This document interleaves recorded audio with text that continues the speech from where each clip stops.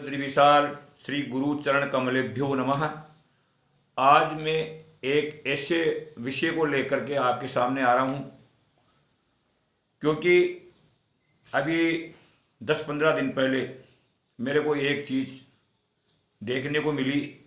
एक शिवालय में मैं बैठा हुआ था और वहाँ पर एक माता जी पूजा करने की आई शिव जी की, लेकिन उन्होंने शिवलिंग का स्पर्श नहीं किया।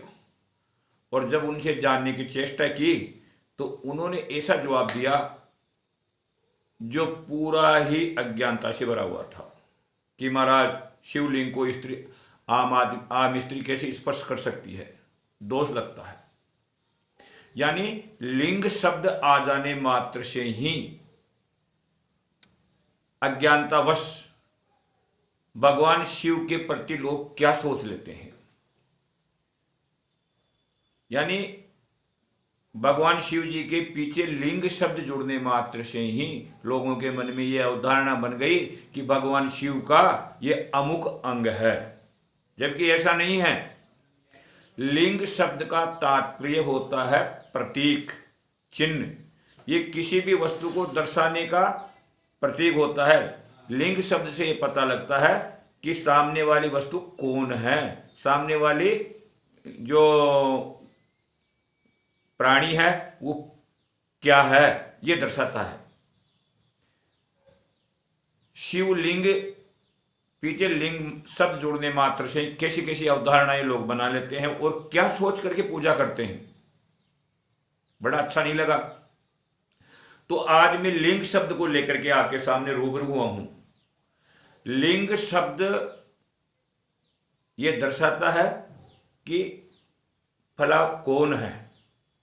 शिवलिंग का मतलब यह है कि भगवान शिव का प्रतीक, भगवान शिव का चिन्ह, यानी साक्षात भगवान शिव ही उसमें विराजमान है, न कि वो शिवलिंग है या शिव जी का वो अंग है जो आप सोच करके पूजा करते हो। ऐसा नहीं है। भगवान शिव को दर्शाता है, शिव के प्रतीक है। लिंग का आप तात्पर्य यहाँ पे प्रतीक है। जैसे आपने देखा होगा, क्या लिंग का प्रयोग केवल यहीं पे हुआ कि भगवान शिव जी के साथ ही? लिंग का प्रयोग तो और कई जगह भी देखने को आपको मिला होगा। जैसे पुल्लिंग। अब पुल्लिंग क्या अर्थ हुआ इसका? पुल्लिंग का मतलब हुआ पुरुषों का प्रतीक। जिस आदमी के, आज भी कोई आप फार्म वगैरह भरते हो या कोई और करते हो तो उसमें स्त्रीलिंग पुल्लिंग लिखा हुआ आता है। तो पुल्लिंग का मतलब पुरुष को दर्शाता है, पुरुष का प्रतीक है पुल्लिंग।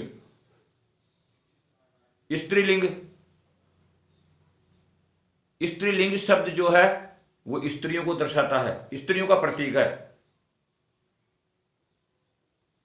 और नपुंसक लिंग, नपुंसक यानी जो किन्नर होते हैं उनको दर्शाता है। अब पुल्लिंग का मतलब पुरुष का वो अंग थोड़ी ना हुआ, प्रतीक है, चिन्ह है। इससे ये आभास होता है कि ये कौन है फला। उसी प्रकार भगवान शिव जी के भी प्रतीक ही मात्र है। भगवान शिव के स्वरूप का प्रतीक है शिवलिंग, न कि जो अंग आप सोच करके पूजा कर रहे हो वो है। ऐसा नहीं है। भगवान शिव का साक्षात जो निराकार स्वरूप है उसको दर्शाता है शिवलिंग। और भगवान शिव के निराकार रूप को ही मान करके शिवलिंग की पूजा करनी चाहिए। भगवान के दो स्वरूप देखने को मिलते हैं। एक तो उनका जो बैल के ऊपर बैठे हुए, त्रिशूल हाथ में लिए हुए और गंगा जी अवतरण है, मतलब शरीर, जिनके अंग भुजाएं वगैरह सब दिखाई जाती है। तो वो पूजित न हो करके, पूजित कौन हुआ? निराकार स्वरूप भगवान का जो अंडाकार स्वरूप है वो पूजित हुआ। पूजित होने का कारण क्या है कि भगवान शिवरात्रि के रोज, महाशिवरात्रि के रोज लिंग रूप में प्रकट हुए थे। और लिंग रूप में प्रकट होकर के ब्रह्मा विष्णु का जो विवाद था उसको खत्म किया था। और भगवान ब्रह्मा और विष्णु ने उस रोज भगवान शिव के उस निराकार जो दीप्यमान महालिंग था उनकी पूजा की। तब से भगवान शिवलिंग की पूजा आरंभ हो गई। भगवान शिव का प्रतीक है, भगवान शिव का स्वरूप है, न कि जो आप आम आदमी सोचते हैं, वैसा नहीं है।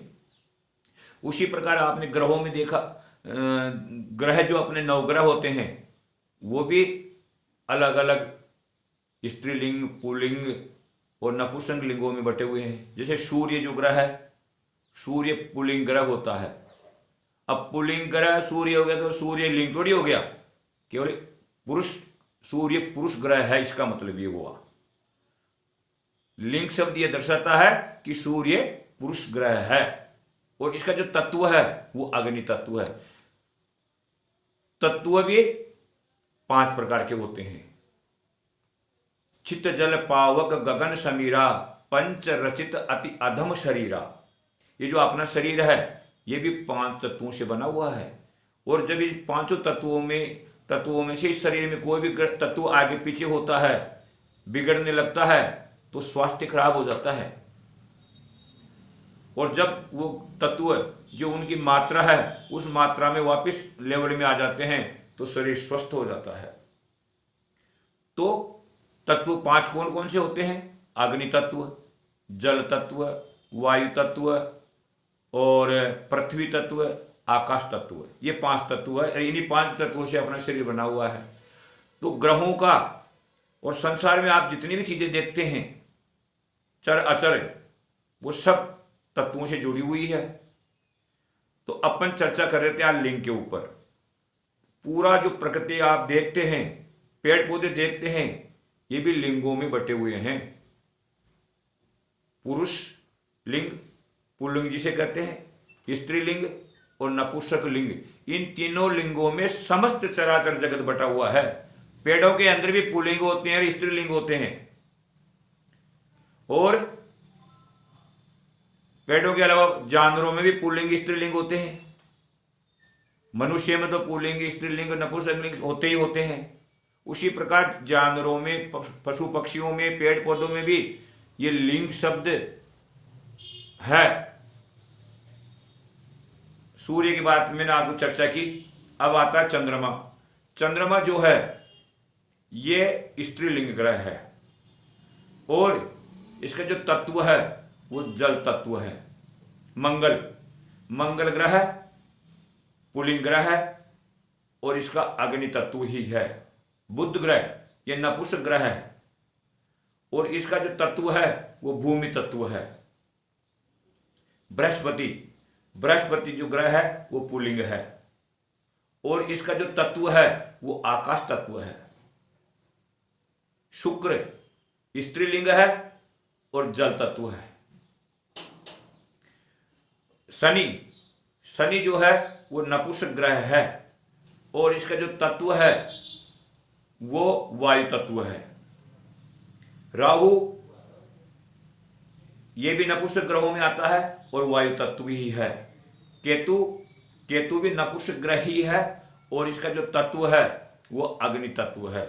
तो इस प्रकार समस्त चराचर लिंग शब्द में विभक्त है, और लिंग शब्द आगे जोड़ने से ही पता लगता है कि ये कौन सा पुरुष का प्रतीक है, महिला का प्रतीक है, अथवा नपुंसक का प्रतीक है। उसी प्रकार भगवान शिव लिंग जो है वो भगवान शिव का प्रतीक है, न कि भगवान शिव का वो अंग जो आप सोचते हैं, विचार करते हैं। जय राधे गोविंद। आप भगवान शिव की स्त्री एवं पुरुष आराम से स्पर्श करके पूजा कर सकते हैं। भगवान का साक्षात निराकार जो स्वरूप है वही शिवलिंग है। जय राधे, जय गोविंद।